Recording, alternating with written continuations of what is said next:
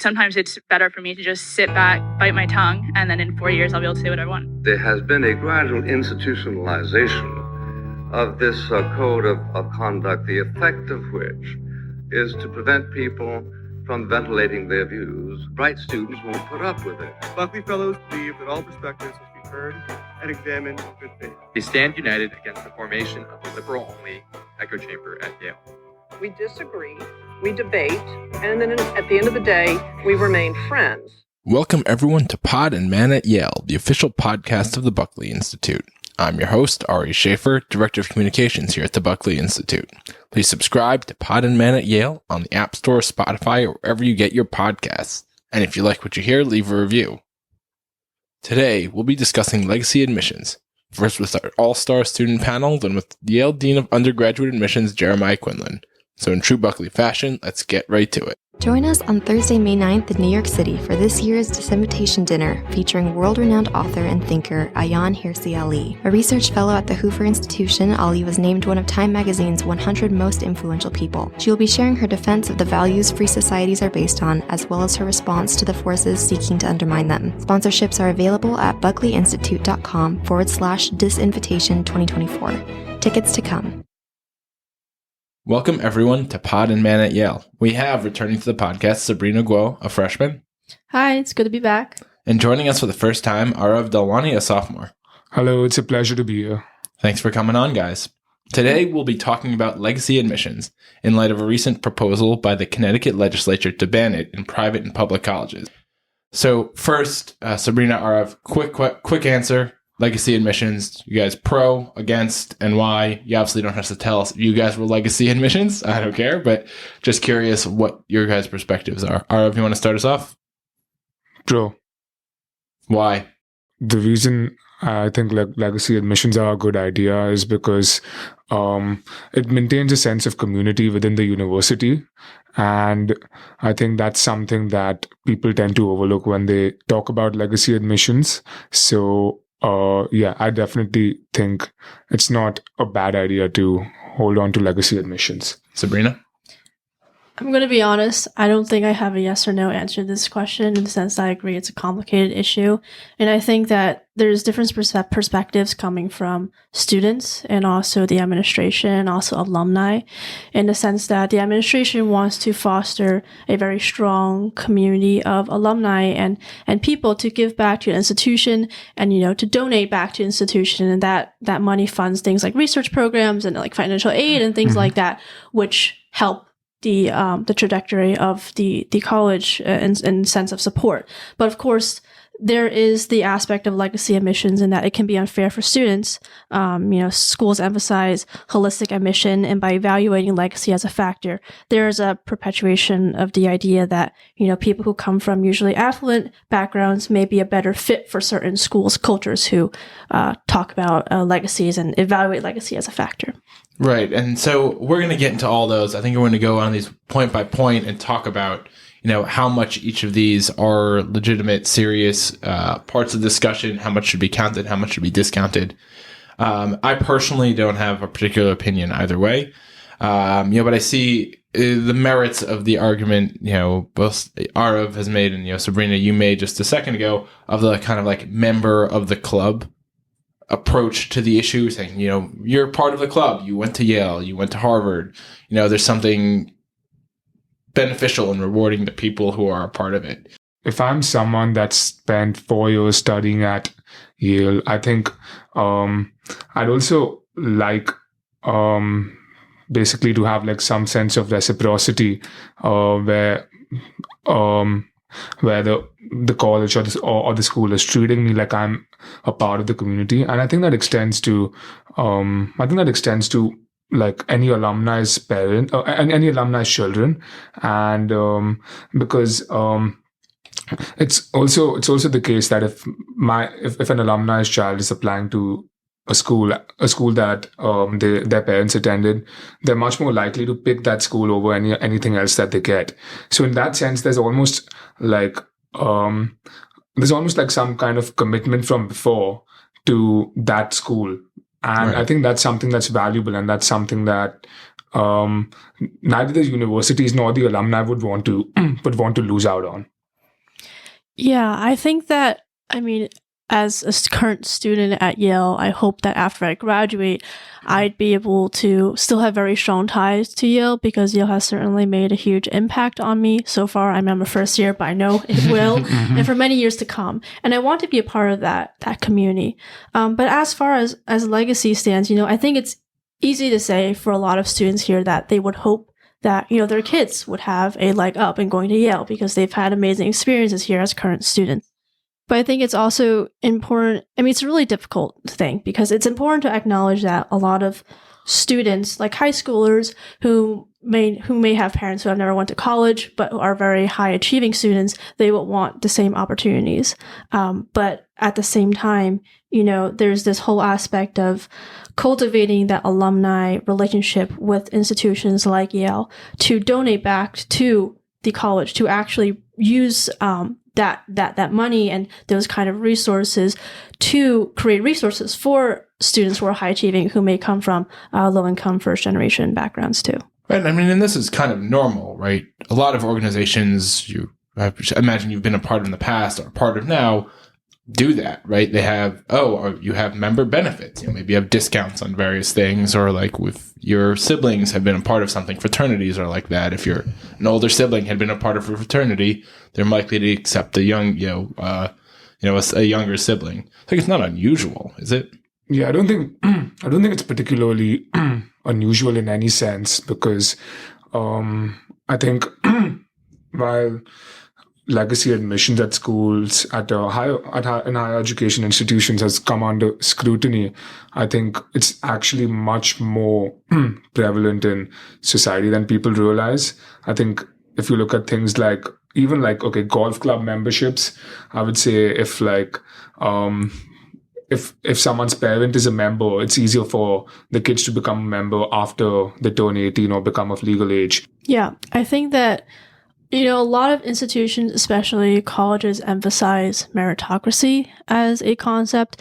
And I think that when it comes to things like legacy, one of the reasons why it's evaluated to the extent that it is nowadays is because of how admissions officers are trying to see if the student will be a good fit for the university. And I think that fit part is where the controversy ultimately stems from. And with legacies, with legacy, the purpose behind it, or the rationale behind it, is to continue cultivating this aspect of culture, of tradition, and of camaraderie in some sort among the college institution and their alumni. So I think that the main controversy with legacy lies in, what is a good fit and what is the balance of that good fit. How would you evaluate if a student's a good fit for the university or not? Is there, I guess, a signal value in the sense that, like, it signifies if your parents went to Yale, it maybe signifies that you would be a good fit for Yale? Right. I think when we ask that question, it's important to look at it from the perspective of an admissions officer. And if I'm getting the application of someone whose parents went to Yale, I think it definitely makes much more, it makes sense for me to just put this person, gives a slight preference to this person just because his parents or one of his parents went to Yale, and obviously they would have carried down those traditions, and whoever their parent was would have obviously helped, would have developed some connection with the university. From a student standpoint, it can be frustrating and it can be disappointing for certain students because obviously, they'd have maybe peers who have parents from who have graduated from, say, their dream college or something, but they wouldn't have the same leg up as their friend, for example. Do your friends want to get rid of legacy admissions? Do most of your classmates, colleagues want to get rid of legacy admissions? I think actually most of my friends would probably like to get rid of legacy admissions. As far as my friends go, I think most of my friends would say, yes, let's get rid of legacy admissions, and then they would say it's the right thing to do morally. The controversy, though, or I guess the paradox that comes in is when I, for example, ask my friends, would you prefer that if their dream school was to go to Yale, wouldn't you prefer them to have a leg up in the admissions process? That's like, that's a question that, especially for all of like current students in elite universities would think of. Like, I would like my kid to come here too. I want them to get into their dream school. I want to get them to Yale, Harvard, etc. So, there's a question of meritocracy, of morals and values, and at the same time, your own selfish reasons. Because like your question is, what do your friends think? And like at Yale, and my friends are current Yale students, like me. So obviously, there's bias in that perspective too. So Arv mentioned something that I want to touch on a little bit, because obviously a lot of like the recent surge in discussion, the revitalization of the debate, and definitely the Connecticut legislature's proposal has a lot to do with the affirmative action decision by the Supreme Court. And it was very quick. I remember seeing it on Twitter. Affirmative action was struck down. People were like, okay, if they're going to get rid of affirmative action, let's get rid of legacy admissions. I understood the political connection they would make. I guess they thought they would like punish conservatives for it, I guess was the thought. But, is there really a connection between the two? Like, are they morally the same thing? I don't think so. I think because the way an admissions officer gives preference to someone on the basis of race is very different from giving someone preference based on whether their parents went to a school. And I think the logic that the intuition behind it is also very different, right? Because, for example, with affirmative action, it's more about doing some kind of racial balancing. With legacy admissions, it's just trying to ensure that, obviously you respect your alumni and you also like maximize, you improve your chances of getting some kind of donation and that kind of thing. So obviously the intuition is very different. So I do want to look into some, or talk about and address head on some of the questions people have or the challenges they have to legacy admissions. And I guess, Arav said he was more pro legacy admissions. That kind of puts him in the hot seat, but hopefully Sabrina can give us some good answers also.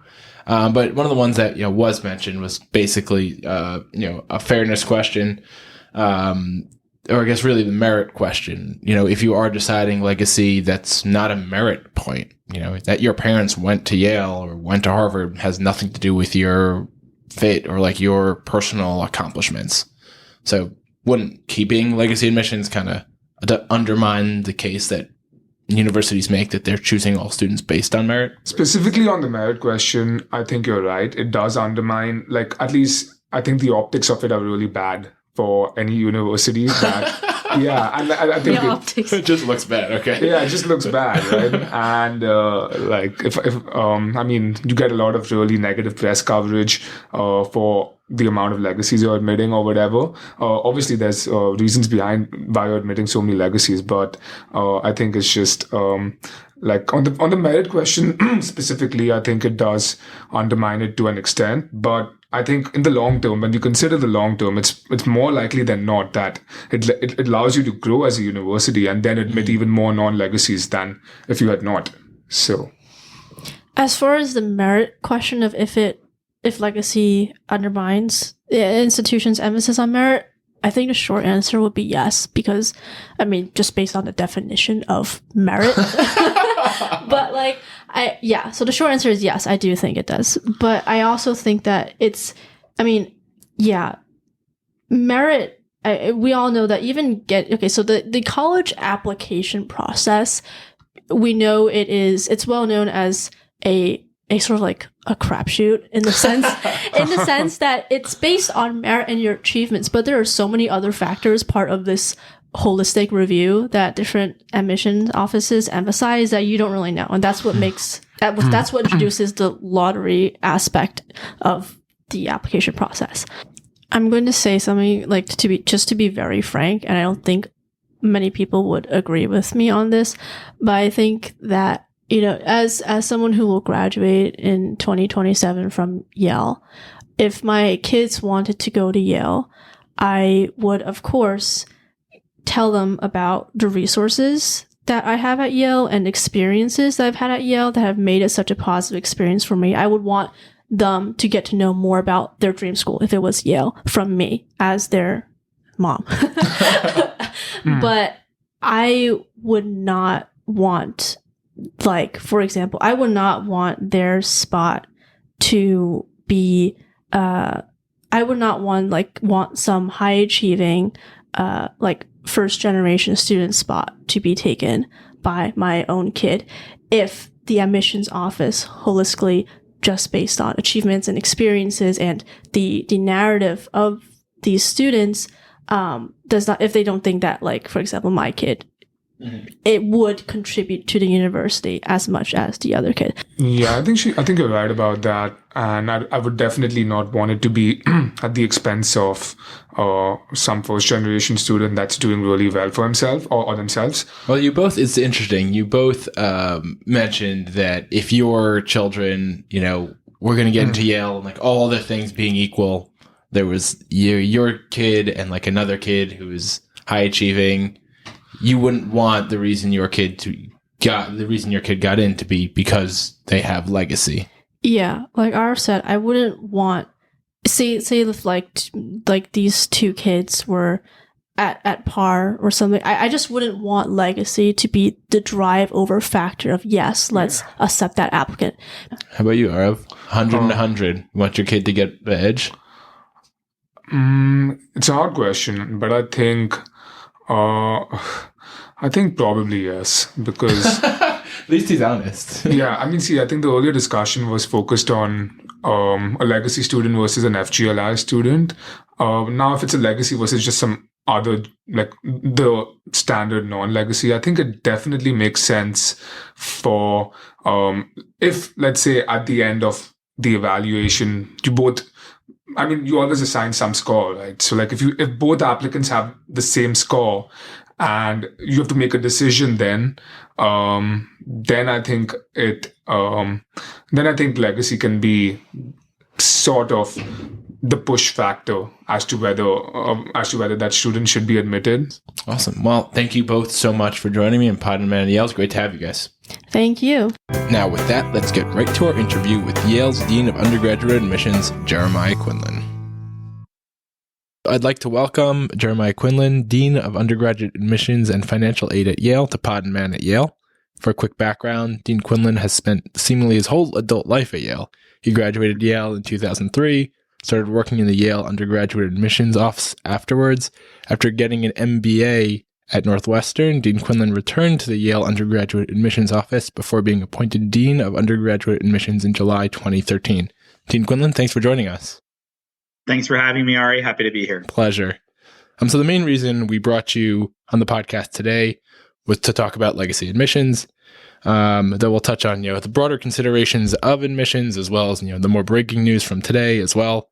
So the reason we wanted to bring you on, obviously, to talk about legacy admissions was the recent news that the state legislature is going to take a second stab at banning legacy admissions in both public and private universities in Connecticut. A similar proposal in 2022 called HB 5034 didn't pass, though it had bipartisan support. At the time, Dean Quinlan submitted testimony, which is available online. I encourage all of our listeners to check it out, on behalf of Yale opposing the bill. So can you just walk us through your perspective, or rather Yale's perspective, on the ban on legacy admissions? Sure. The primary thing that I want to say is I think institutional autonomy is important. And Yale, as an institution, runs a highly selective admissions process. And we should be able to consider the factors that we would like through our process. There is a lot of talk about legacy admissions being a impediment to diversifying student bodies. But our experience at Yale is not that. In the past decade, we have transformed the socioeconomic diversity of the Yale College student body, doubling the number of low-income students on campus since I've become the Dean of Admissions and Peter Salve became president in 2013. And we still have a legacy consideration. About 11% of our student body are legacies, which we define as students whose parents got a degree from Yale College or one of our graduate and professional schools. compared to 22% of our student body receiving federal Pell Grants for low-income students, and last year 21% of our first years being the first in their family to attend four-year institutions. I understand why politicians would be deeply concerned about the Supreme Court ruling last June and the need for us to focus on diversity of our student body, because the law of the land has changed, but we still consider diversity very important. But the changing basically changing our ability to consider legacies is not going to make that difference. The real work that needs to be done by the state is focusing on affordability, focusing on making colleges in Connecticut, whether it's UConn or Central or some other institutions, more affordable for a wider group of people in Connecticut. And I think that this is misplaced attention in response to the Supreme Court's ruling in June. So jumping off that point, the Supreme Court's ruling obviously renewed interest in this question. I mean, I saw in the days after the Supreme Court's ruling, everyone's like, oh, let's get rid of legacy admissions next. Has the Supreme Court's ruling changed Yale's thoughts on legacy admissions? It has not changed my thoughts on legacy admissions. I have always felt that the legacy consideration that when we look at these incredibly qualified applicants from upper middle class backgrounds with highly educated parents, that it's important for us to be able to differentiate and use the legacy consideration as one data point among many to help us make admissions decisions. And I think if we were to, or the state of Connecticut were to end our ability to consider legacy in the process, that's not going to lead to diversification of our student body. It's the other work that we're doing that I think really helps that. Instead, what we would do is we might admit more students from the university whose parents went to the University of Chicago or Brown or other fine institutions. And I think that's an important change. So to give that kind of, I guess, put the question to you, you mentioned that there are critics who say legacy admissions hurts minority students, or rather helps, white students. From a logical perspective, it makes sense. Traditionally, the doors of the university, not just Yale, but higher education, have been open mostly to white Americans, or more open to white Americans. So they say, well, only recently minority students have really been going in droves to universities, so they're not going to have that legacy because their parents couldn't go, whether, for various reasons.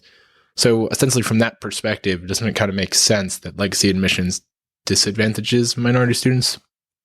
I think we're now coming to a point where we're going to give legacy consideration to an increasingly diverse set of Yale alumni. The group of alums who have parents in our applicant pool are folks who, by and large, graduated in the 90s.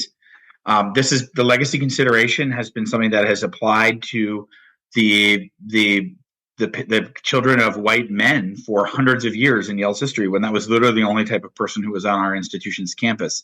That changed a generation ago and has only increased in its change over the past few decades. And once we get into the 90s and the 2000s, which of course was when I was at Yale, we're talking about a radically diversifying student body.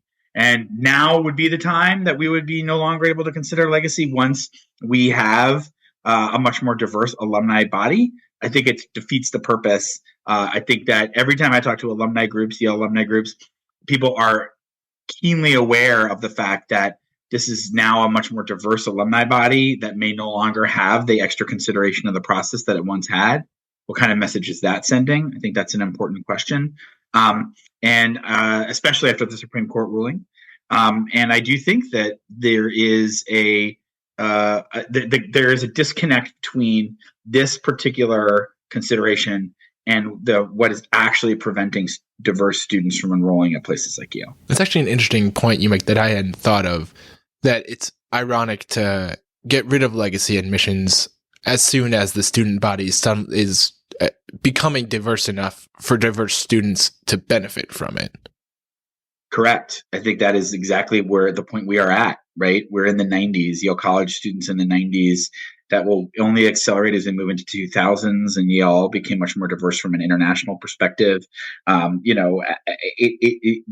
think that's a very important point to consider as we think about legacy. So one study published back in 2010, a caveat, it's published in a book called Affirmative Action for the Rich, so you kind of get a sense of where they were going with it, concluded that legacy preference doesn't actually increase donations in a statistically significant way.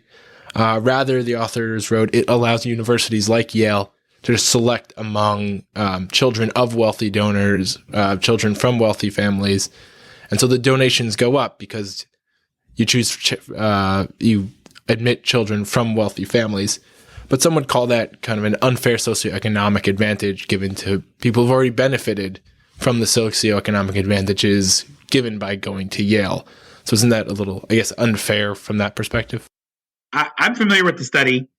I don't make the argument that there's a financial reason that we should be considering legacy students.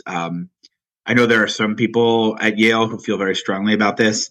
I personally do not. I do think that Yale has a lot of exciting things going on, and folks, my wonderful colleagues around the university will successfully be able to raise money for all the research and innovation that's going on this campus, regardless of this particular policy question.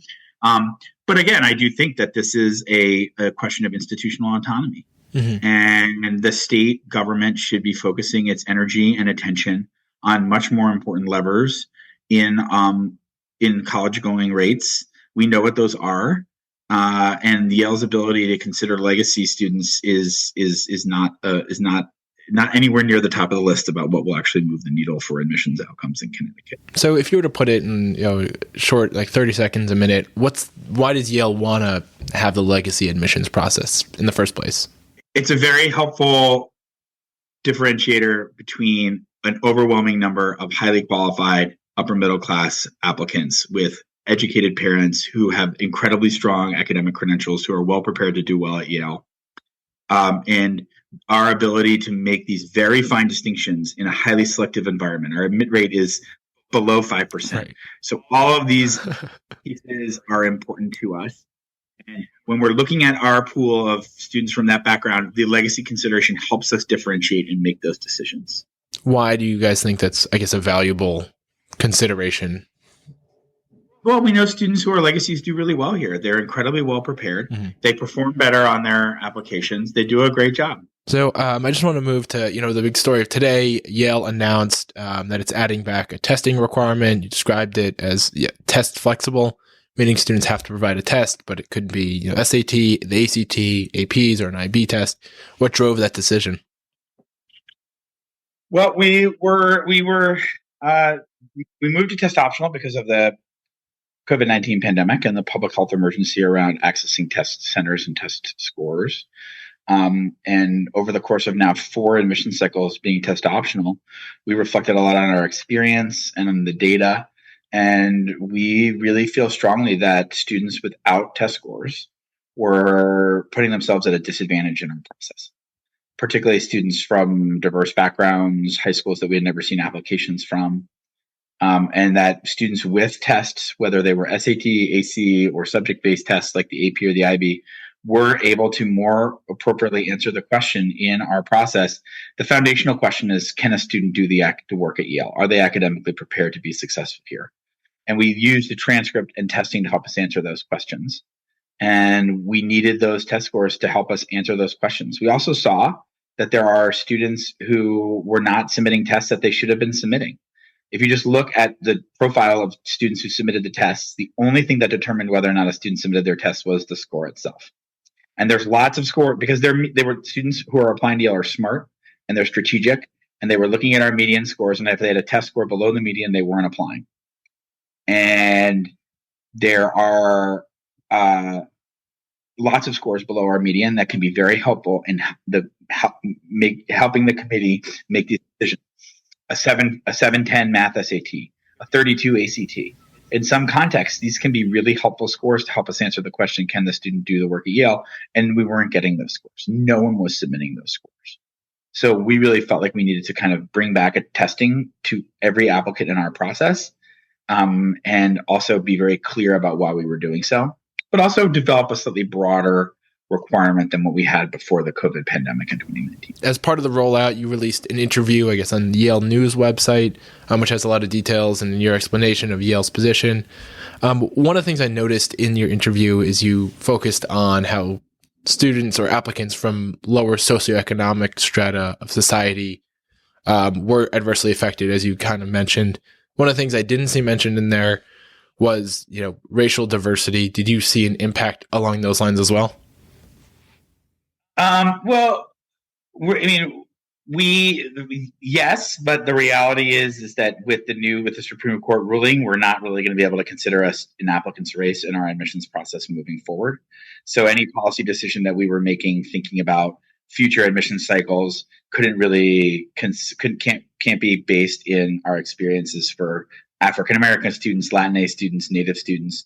We don't have access to that student-specific data anymore in our selection process since the Supreme Court ruling.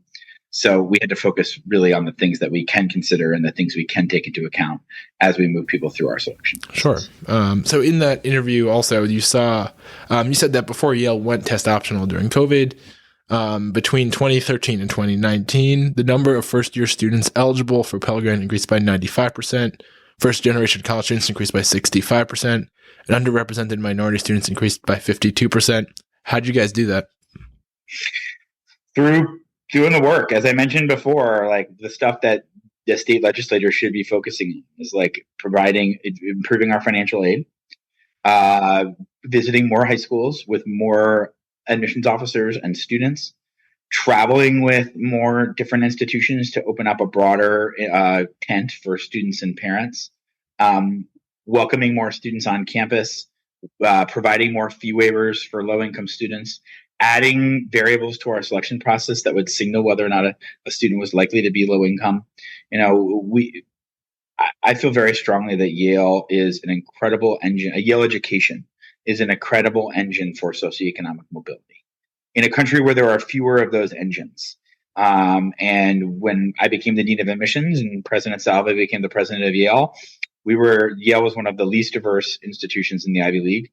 From a socioeconomic perspective, and we've really moved that needle, putting in a lot of hard work.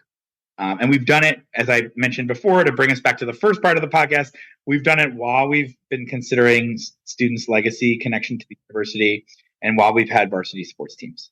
Those specific admissions policy preferences do not prevent us from making those changes. Investment in financial aid, investment in outreach, those are the things that really can move the needle.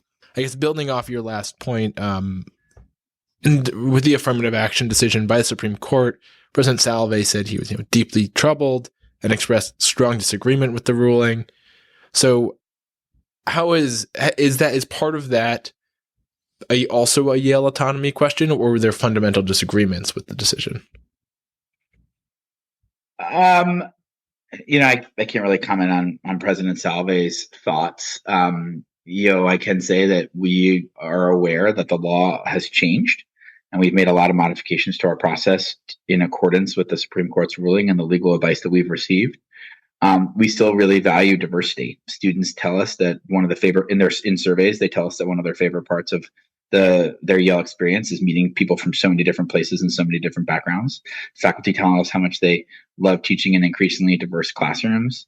And so it's incumbent on us to broaden the definition of diversity, right? If we can no longer consider a student's race in our process, can we think about diversity from the type of high school a student has attended, or more geographic location like rurality, or diversity of experience?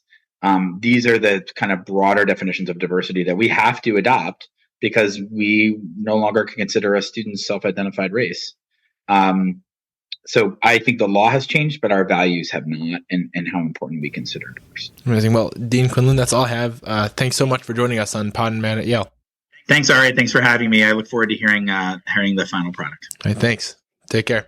That wraps up another great episode of Pod and Man at Yale. Hit the subscribe button if you haven't already, and always remember, for God, for country, for Yale, in that order.